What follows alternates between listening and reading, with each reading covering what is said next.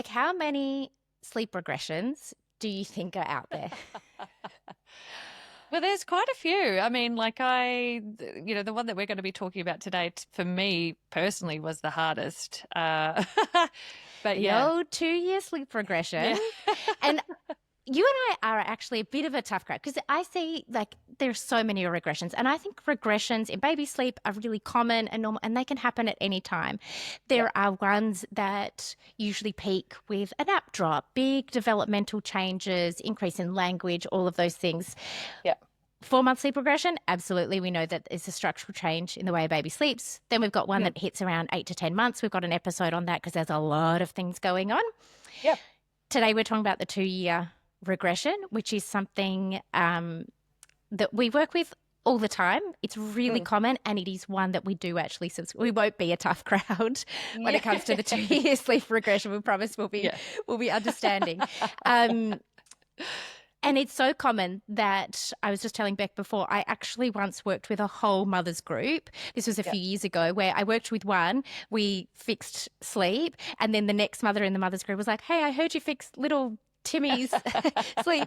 And we did the same. We fixed his sleep, and then I think it was like 4 or 5 from a mother's group because Yeah. they all were hitting this same set or same set but different Yeah. set of sleep issues around the 2-year mark. Hmm. So today we're going to talk about how we commonly see it manifest, a little bit of why, and what you can do. And we're going to be really honest because it's not easy at this age with a toddler. Oh gosh, no, they've got absolute major stamina. They are super loud. Their language skills have really developed, and they've got lengthy battle time. Like they're going to give it. Yeah, and a big set of lungs. Yeah. So it's loud. It's heart wrenching, and Mm. you start second guessing, all life decisions at this point. Yes. I think also it's probably worth noting that not all little ones will go through every single regression that we sort of chat Agreed. about. Yep. So fingers crossed, if you've had a bit of an 18-month regression where bedtime has been a bit hectic, maybe they'll go easy on you for the 2-year one, Fingers and or maybe toes you'll crossed. breathe, Yeah. breathe through. I actually can't remember a 2-year regression. I definitely think I remember, for my own babies at least, I remember when I first definitely looking at 10 months being like, why is there carry on at bedtime for my unicorn baby? Um, and then it sorted itself out because I've, surprise, surprise, I remained incredibly consistent being like, no, this is, we are staying on the path here. Yeah. But I can't remember, of course, my babies have had regressions and moments of subpar sleep, but I can't remember one being like, that must be the 2-year regression. So all that to say, you may not experience it. And if you do, keep listening. Well, I was lucky enough to have all 3 of my toddlers go through the 2-year regression. Ah, Yeah, and that's their signature move. yeah, their signature move. It was really tricky because I just remember thinking to myself, well, we'll get into sort of specifics in a moment, but I remember thinking with my third, holy heck, am I doing the right thing here? Like, I was even starting to second guess, myself at this point in terms of this is taking much longer than it did with the boys in order to resolve itself. And so it just goes to show that, they'll take their sweet time and they'll do it in their own. You've just got to be really confident. Toddlers march to the beat of their own drum. Yeah, you've got to back yourself as a parent. Because it is so tricky and so difficult that a lot of families decide at this moment in time that it's probably a sign that their little one is ready to drop the nap entirely. And we are here to tell you, no. No. They trick you, not. though. They trick you into thinking that they are ready to drop the nap or that they need to, or that they already have dropped the nap. Yeah. No, we do not. We do not listen to that. Do not listen to these kids. No. They're trying to They dick you are around. pulling the wool over your eyes, the merino wool sleeping bag over your eyes.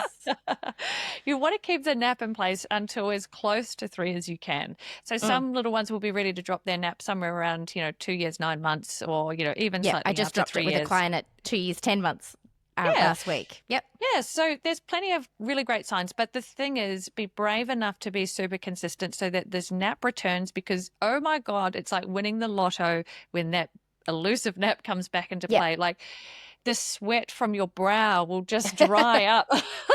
Like I just remember Yeah. thinking, is it too early for a wine? Like with my third, like it was hectic. Like the boys were okay, maybe we should go into what the Yeah, the let's teenage do it. maybe this is what it looks like. Yeah. So I'm going to say it usually sort of coincides bang on the second birthday. So a little Hmm. bit earlier, a little bit later. So somewhere around that Yep. 2 year mark, what you'll find is like your little one is taking a beautiful nap. They're doing a beautiful bedtime. Everything's hunky dory. And then one day a light Bow, switch flips bow. Yeah.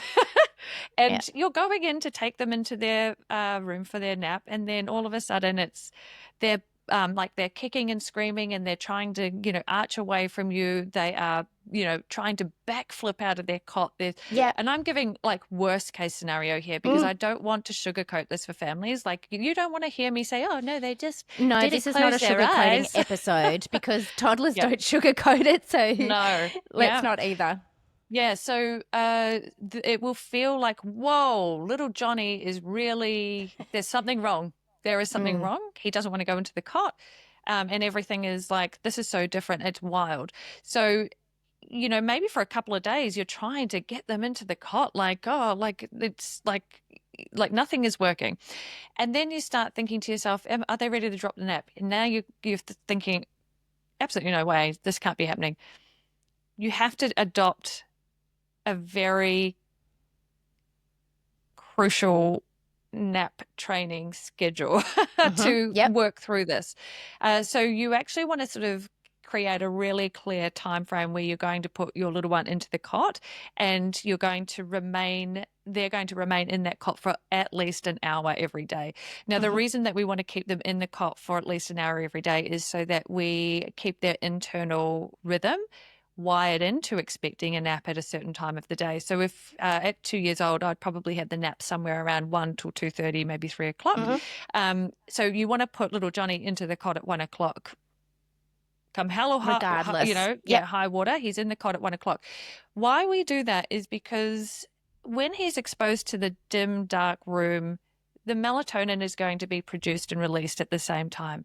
He's not going to want to sleep. So Hmm. we just have to give up on the idea that he's going to sleep for this hour. Like he's Yep. not.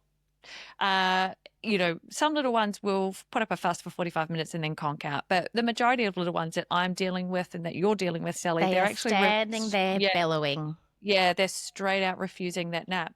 So you've got to sort of hold tight and put them in for at least an hour every day. And if you've had enough of the crying and the carry on after an hour, totally fine. I Hmm. too would be like, I'm pretty Yeah. done at this point.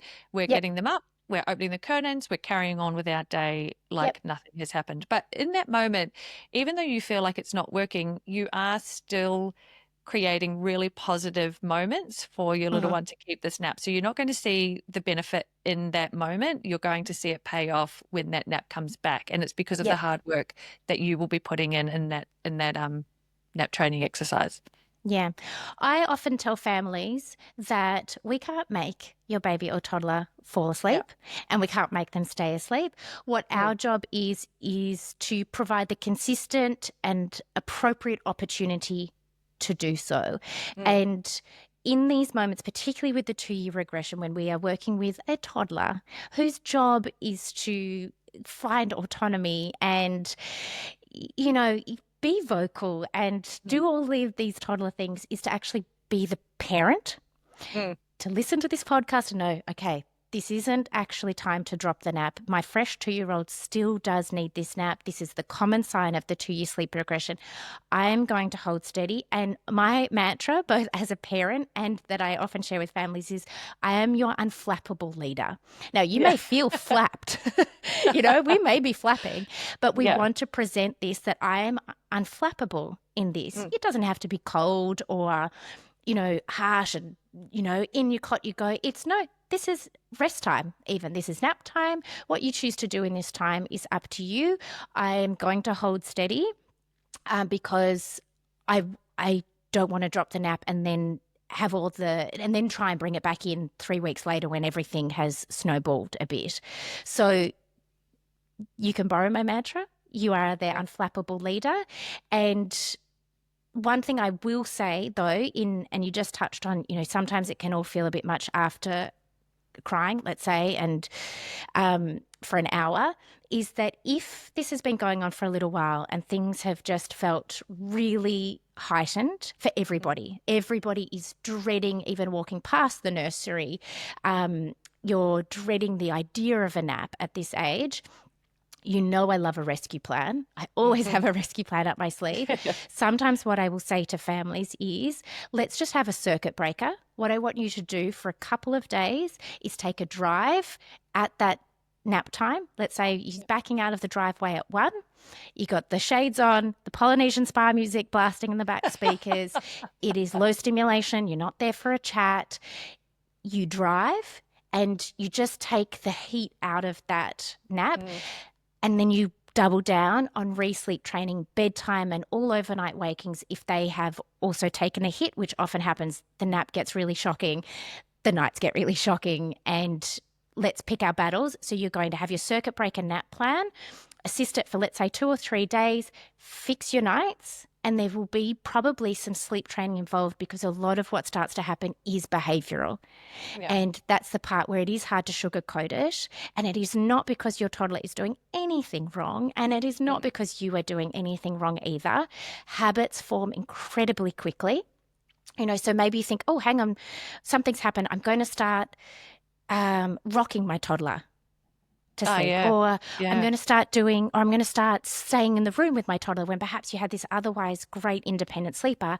I'm going to start staying in the room, but I don't actually want to be in there, and I have to sit there for an hour. And it can just, all of these little habits and associations start layering on and on and on. They start scaffolding. And a toddler is very clever. That is also their job. They will always choose to have a parent in there versus not.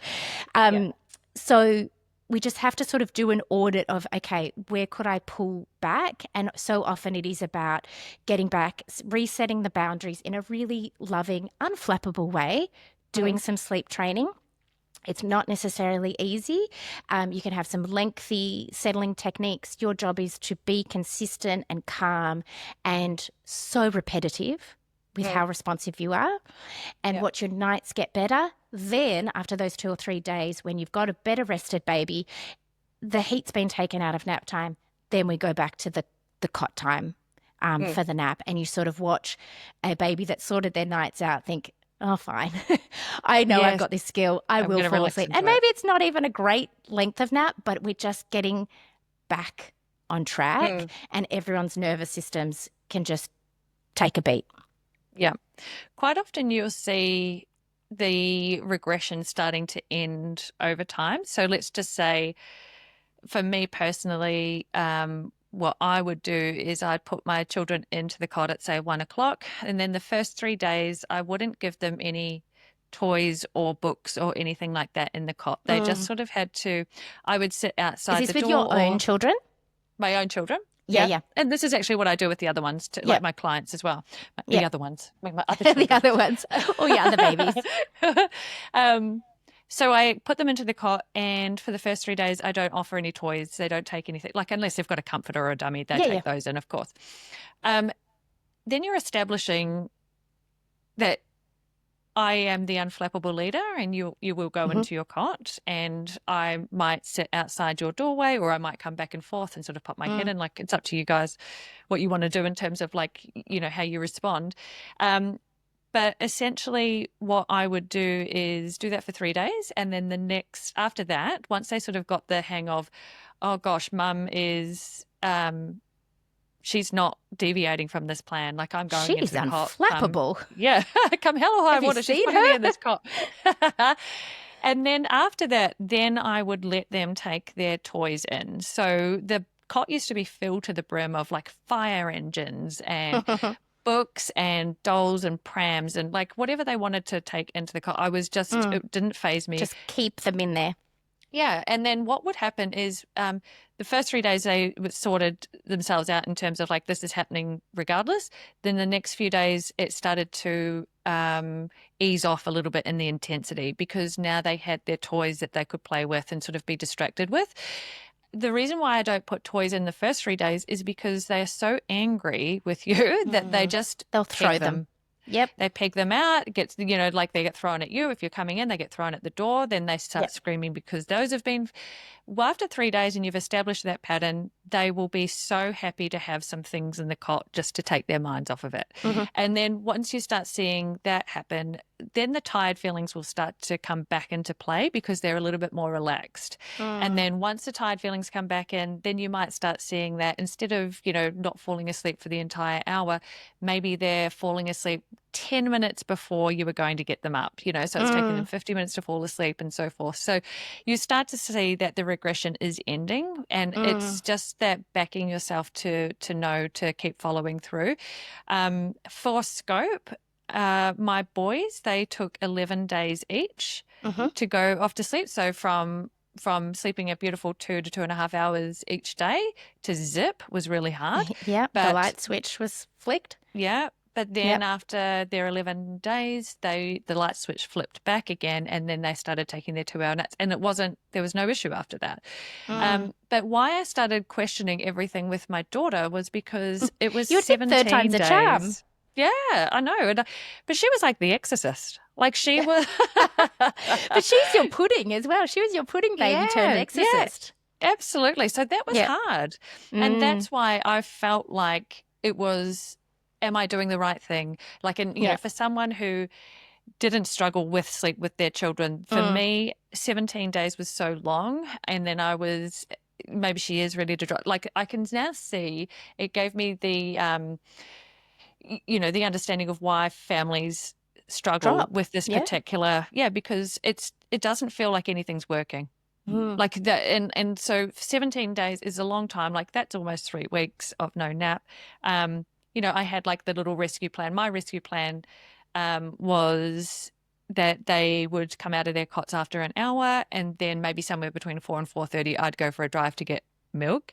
And the elusive milk run. Always needing milk.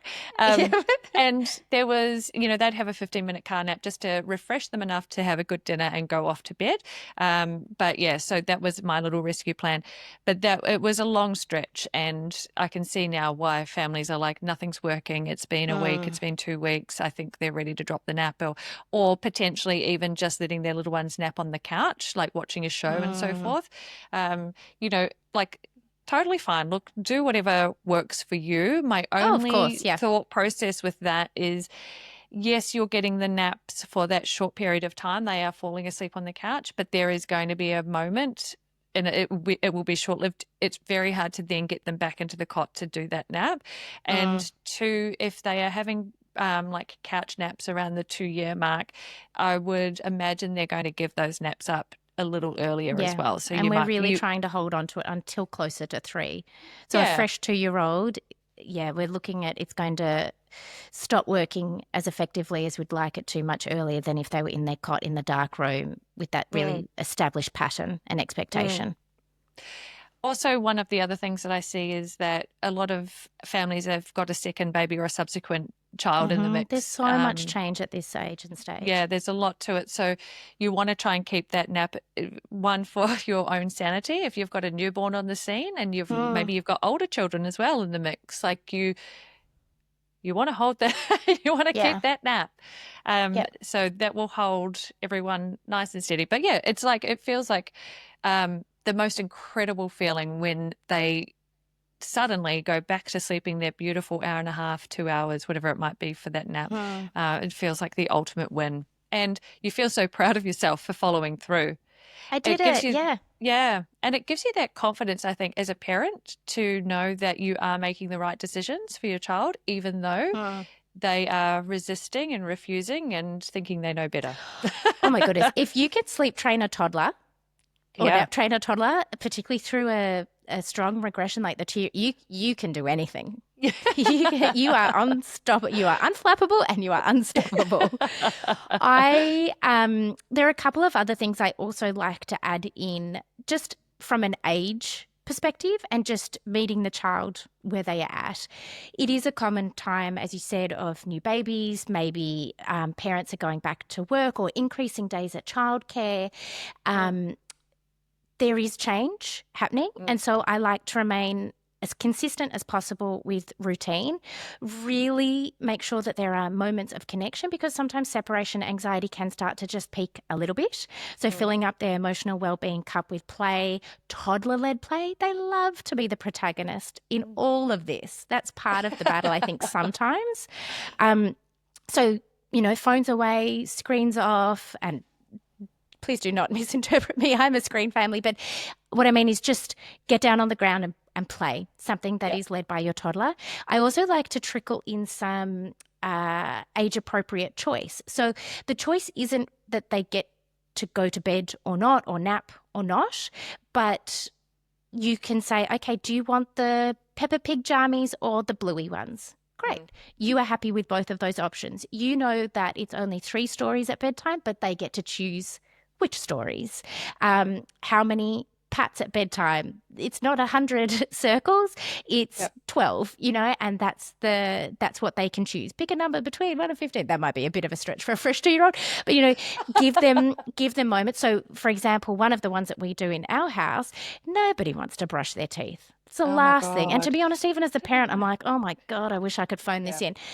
Yeah. Unfortunately for everyone, it's a non-negotiable, but we will often do you want to fly like a fairy or waddle like a penguin?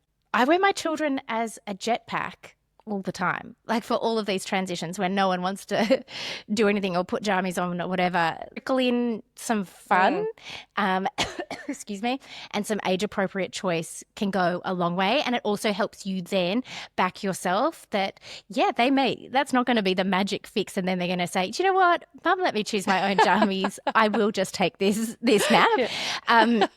But it just means that you can go through that mental checklist, which, Beck, if you're doubting yourself 3 children in and as a sleep consultant who does this on the daily, it's so normal and understandable.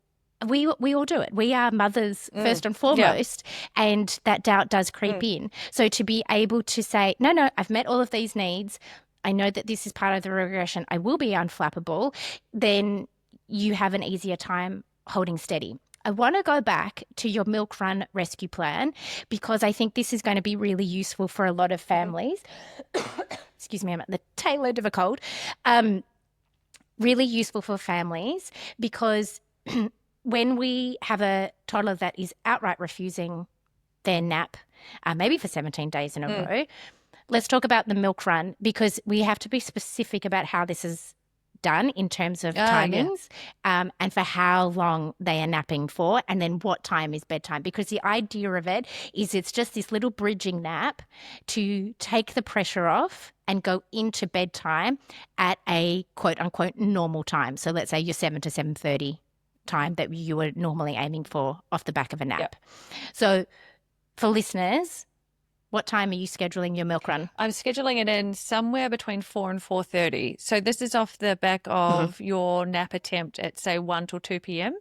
And the key to this is that you don't want to jump straight in the car after the nap attempt, because one, they probably are going to fall asleep in that car ride, and then that will reinforce. What will start happening is it will create this idea that they need motion in order to fall asleep for the nap. And then they just become super reliant on taking the nap in the car, which is very, very common at this age.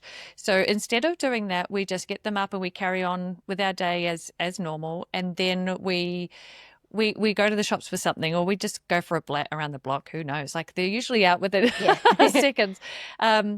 And so you're just going for a little drive so that you can take the edge off. And I'm just going to say 15 minutes. You don't want to get super silly and sort of do super silly. That sounds ridiculous. Rein in the silliness, everyone, at 4:30 in the afternoon. I sort of think after like a long day, like 15 minutes isn't enough, mentally to regroup. And to have to wake a toddler. This is why we feel your pain. You're going with a mission, so that it's just going to take 15 minutes. I literally locked in just to get the milk or bread or whatever it is. And then you're back home, and then you're out of the car. Now, you don't want to have the nap so long that then they're going to need like a hectic wake time in order to fall asleep at bedtime, because that's creating an issue in itself. So you just want the nap to take the edge off, so that then they're not so cooked that they're not going to eat a good dinner, and so cooked that they're going to be, overtired at bedtime. So I would say somewhere between 4 and 4:30 is your nap. And then you're aiming for 15 minutes max. Yeah. And then you're aiming for that normal sort of 7 o'clock bedtime. Yeah.